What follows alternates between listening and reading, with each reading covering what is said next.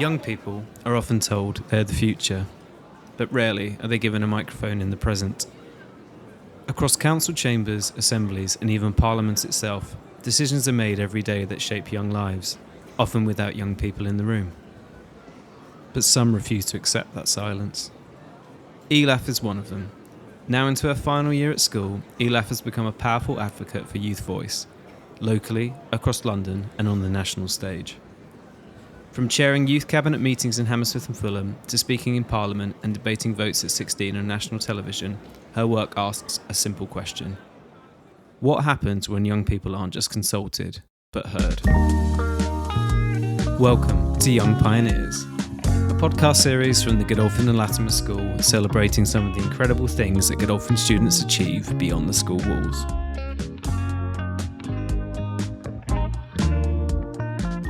Ealaf, welcome to Young Pioneers. Thank you. I'm happy to be here. I barely know where to begin as you're involved in so much stuff outside of school, but I thought I'd start by asking what first drew you into youth leadership and public service? Well, it began during my early years of secondary school, and I was always part of the school council every single year, 6 years in a row. And I wanted to go beyond what I did within school and have a wider impact on my community and things beyond that, as well as be able to represent young people generally, especially those from underrepresented backgrounds who aren't as able to get themselves into spaces as well as other young people. So that's what really drove me and pushed me towards doing what I do. And was there a moment early on when you realised this was work that you sort of wanted to commit to? Was there a specific moment? I think everything really clicked for me in, I'd say, year 9 to about 13. And it began when I first joined the youth council, and I found other young people who were also really passionate about wanting to create change and wanting to go beyond the expectations that were set on them as young people. And so I think role models is really important to me because I looked at young people who were slightly older than me, but were doing so many amazing things and really pushed me and inspired me to go beyond and pursue some of the things that they did. And at the heart of your work is the Hammersmith and Fulham Youth Council, where you sit on the youth cabinet and chair meetings. What does your role involve on a sort of day-to-day basis? So we meet every Tuesday term time, and I play a role in obviously chairing the meetings and making sure that everything goes well. But it also includes being able to plan the meetings, so engaging with key stakeholders in our priorities. So those are often individuals from the council, so officers or councillors who have something they want to consult with us on. And sometimes it's organisations who come to us and want a youth voice perspective or want us to work on something with them. But the main thing I'd say is being able to engage other young people in the work that we do, because we want the youth council to be as representative as possible of the young people within the borough. So that includes engaging young people in schools, going to youth clubs, going to, for example, we engage young people with disabilities with an organisation called Action on Disability. And usually the youth council is an environment where they feel comfortable in joining every meeting, but we go into their spaces. For example, during the half term, we played dodgeball with them at a youth club, and we played a murder mystery game. And then we asked them about key ideas like sports, and things like making areas safer. So it's about being dynamic and working with young people to make sure that the change that we do create is representative and includes all the voices of young people. That's amazing. And it sounds very varied then, the role. What would you say are some of the key issues young people in the borough are raising right now? So with the youth council, the things we work on, it's really evidence-based. So I think about two or 3 years ago, we did a survey using over 3,000 young people's voices in the borough. And from that, we decided the key priorities we work on. And those include, from the top of my head, mental health, staying safe. So that's being safe on the streets, but also online, work experience. So career opportunities. There's also inclusion. So working with the Action on Disability group, but also making things diverse, and also life skills, which young people are surprisingly really passionate about and isn't worked on as much. So learning how to cook, how to prepare for university, media literacy, financial literacy. So there's so many things young people are passionate about, but it's about how can we make the biggest impact and work with organisations to change things in a way that's really productive. like you said, financial literacy, that's a really important thing, but it's never really sort of covered off as something that you would sort of learn about in school. But it's so important to everyone's life to, be able to manage their money. That's really interesting that you do that as an initiative.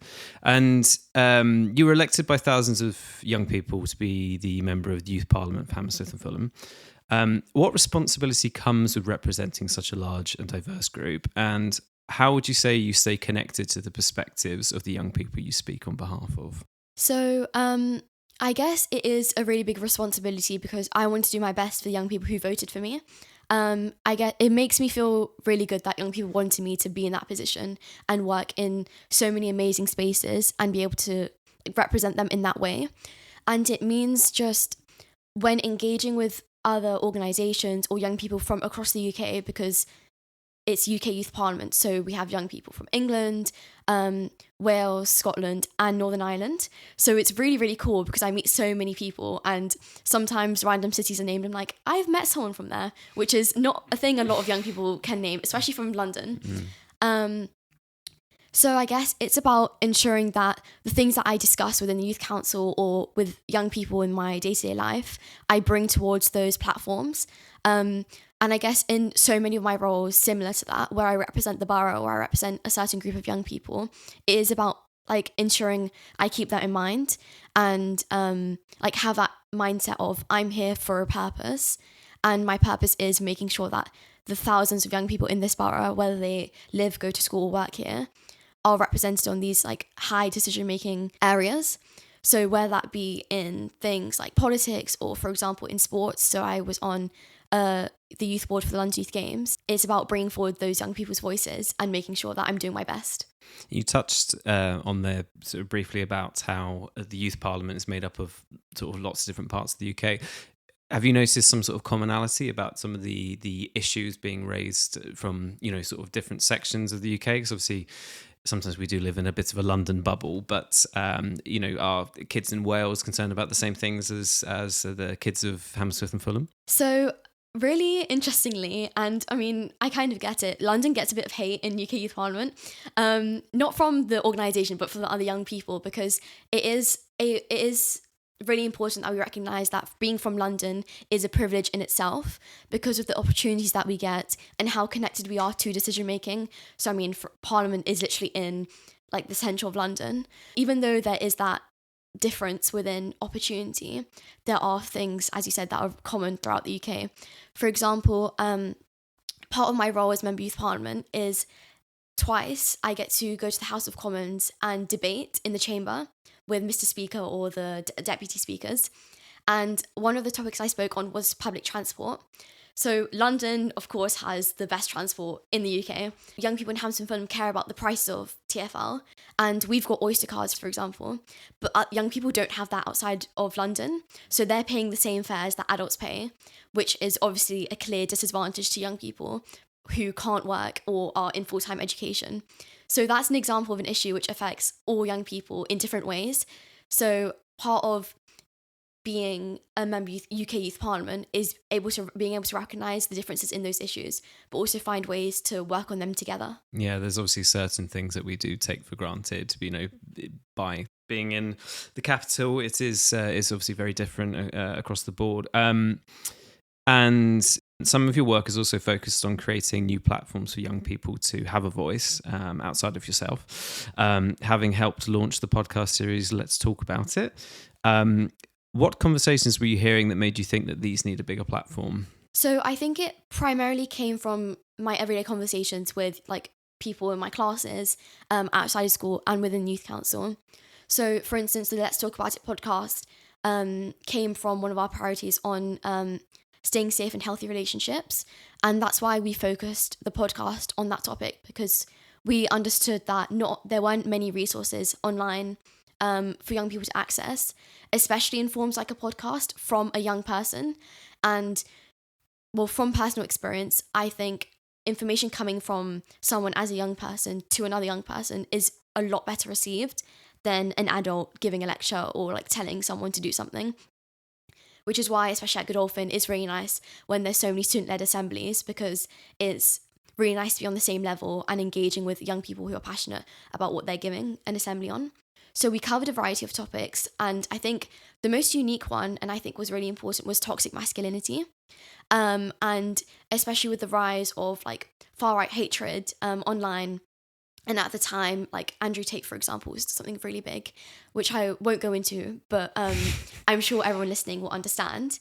So that was something really important that we wanted to address on the podcast in like a safe environment, which was informed with professionals. So for instance, we invited someone from QPR, which is a football club, for anyone who doesn't know, and who coaches young men.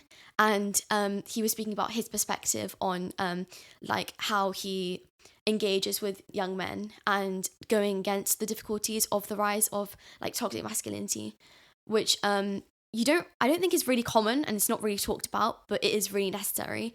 So we thought that was really important to discuss from like a young person's perspective. And yeah, I think it's a really good podcast. We've had thousands of listens, and funnily enough, I'm sure many of the students watching will be walking through Hammersmith Broadway. So keep an eye out on the posters which come up on the like mini billboards. Many of my friends have been sending me photos of them. So I feel like kind of a mini celebrity. So if you are interested in listening to the podcast, there are mini posters up in Hammersmith bus station. Oh, a little plug for the podcast. That's allowed. That's fine. Other podcasts are available other than this one. And what would you say you've learned from sort of giving young people a platform to speak openly? I think the biggest thing I've learned is that so many young people want those platforms and they want to be able to speak about the type of young person they are, or like they want to represent their school, or they want to represent their background, their religion, etc., etc. So the reason why I want to like open up these spaces for other young people is because I've been able to understand the importance of being able to represent others and be in those spaces and create that change. So I guess that's the most important thing which keeps me going and wants me to work with organisations like the Youth Council, UK Youth Parliament, to ensure that any young person can go for that opportunity and any young person can thrive in those opportunities with the necessary support that they need. That's fantastic. And alongside your advocacy, you help guide funding priorities through the Young Hammersmith and Fulham Foundation Youth Advisory Board. What does that process look like, and why is it important for young people to have a voice in these decisions? So this program, it's called the Young Grant Makers Program, and it was one of the first things I got involved in alongside the Youth Council. So I remember being 13 and emailing them because my birthday's in December. I was like, I'm 13 now, but when it starts, I'll be 14 and you want people to be 14. So can I please like apply and then see what happens? And they were like, yes, of course, like no worries. And then I got onto the board and I was the youngest person there by quite a few years. Wow. So 14-year-old me was scared. Like I still had my dad bringing me to meetings. So my dad would take me and then I'd go and do all the work and then my dad would be waiting for me to pick me up. So it's quite daunting being the young person in the room, but I think that is a strength. And part of the process is we, as young people on a panel, we rate applications from youth organisations within the borough who want to put on a programme for young people. So they range in ages. We've got like primary school age, secondary school age, and up to like young adults. And well, the issues that the programs tackle are very varied. So there's like creative arts, some of them are education. I think one that really sticks out to me is an organisation called Lawyers for Learners who teach primary school aged children, and I think slightly older too, oracy skills from state schools. So often those skills are underlooked from young people from that background. So it's about like engaging in those issues and like teaching young people how to speak for themselves. So it's really, really cool. You get trained on the different types of charities and how to award grants. And then we as young people decide who gets the grants and who don't based on what we think young people in the borough need and the quality of the applications. So it's really, really interesting. So I think every time the programme occurs, we delegate £50,000 to youth organisations. And I've been doing that since I was 14. So that sum of money adds up. And it's really important that the organisation does engage young people like that. So ever since I've done it when I was 14, I've been a youth facilitator. And then just this year, I was lead facilitator. So it meant I was on the same level as the adults who worked for the organisation and were giving the training. Wow. So I taught the young people about the charities, about grants. I instructed them and like supported them in the process, which is, it's like a full circle moment because I went from first learning about it doing it and then now teaching others to do it, which is really nice. It must be incredibly sort of daunting allocating big pots of money to projects and things, but it seems like you've got a good steer and feel confident about the things being proposed will actually benefit young people, which is obviously great. And you touched upon it a little bit earlier, but beyond the borough, you've worked at a London-wide level, from the London Youth Assembly to the London Youth Games leadership programme. What kinds of issues are currently being discussed as part of the London Youth Assembly, and how do decisions get made? So for the London Youth Assembly, it's really similar to UK Youth Parliament, where individuals are nominated from their borough to represent London. And it's like a mini London Assembly. So it's really cool. We get to have meetings in the chamber at City Hall, which is where Sadiq Khan does all his meetings. So it's really, really cool. And so the young people from each borough put forward proposals for issues, and then those are discussed in the chamber, and then we create actions from them. And we've also got subcommittees. So I'm the cabinet member for education in the London Youth Assembly, which is really fitting with my work on Votes at 16. And so we're working on engaging young people with political literacy and being able to engage in democracy. So from that, and I guess every young person on the London Youth Assembly is able to engage with assembly members. So each cabinet member engages with their corresponding chair of a committee. For example, we've got a lead for transport who engages with the lead for transport in the London Assembly. And that's how we are able to create change and ensure that young people's voices are embedded in the process. And as part of the sort of UK Youth Parliament, and also you're part of the Amnesty International Youth Collective. So you've contributed to conversations on a national scale, even speaking in Parliament and appearing on Channel 4 News as well. What campaigns or issues have you been most involved in? I heard you sort of speaking just then about lowering the voting age. I definitely would say it would be lowering the voting age, and it's been something that UK Youth Parliament has been working on genuinely for years. It's always been a priority of young people. That was voted as one of the key things we wanted to work on. And from that, we formed a campaign committee.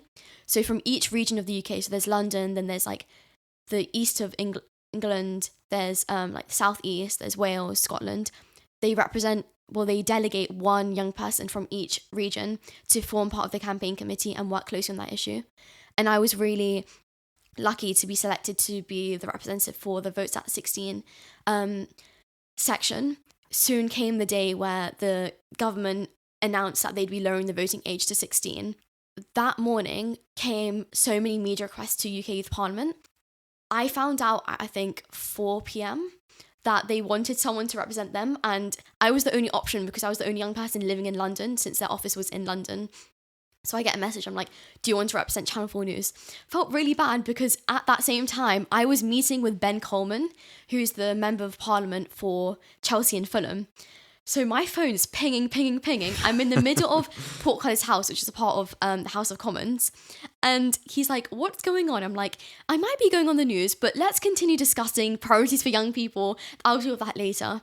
So after ending my meeting with Ben Coleman, I had to call my mum, my dad. I was like, please tell me you're free to come with me to Channel 4 News because I was under 18 and I wasn't allowed to go on my own for safeguarding reasons. So it was very, very chaotic. I had to dash home on the train, put on like some like suitable clothing, and then go to like Channel 4 News headquarters. Keep in mind, I only had maybe like 2 hours of preparation time, which was all spent on the train. So I had a quick briefing from UK Youth Parliament in terms of guiding me and what they might ask me. And then I found out it wasn't an interview, it was a debate with a professor. So I was debating a professor from, I think, the University of Liverpool. And like he was against Votes at 16 and I was for Votes at 16. So it was quite an intense situation and it was stressful, but I tried to like enjoy the moment and really like take it in. So I got there, I got my makeup done, which was very fun. I met some other presenters and then I went on Channel 4 News, which was an experience of a lifetime. And I did watch your interview on Channel 4 ahead of the recording this podcast, and I thought you came across very, very well. Thank you. But when you step into spaces that are traditionally occupied by adults, how do you approach making your voice heard and coming across with credibility? I always try to be informed about for instance, if I'm expected to talk about something, because I think that's the way that like we as young people can portray ourselves as being enough for these spaces, which I don't think is correct at all. I think young people don't have to be expected to be experts at something to be able to be engaged in these spaces. But yeah, for example, with the Votes 16, I tried my best to do my research in advance of the interview, even though it was not that much time.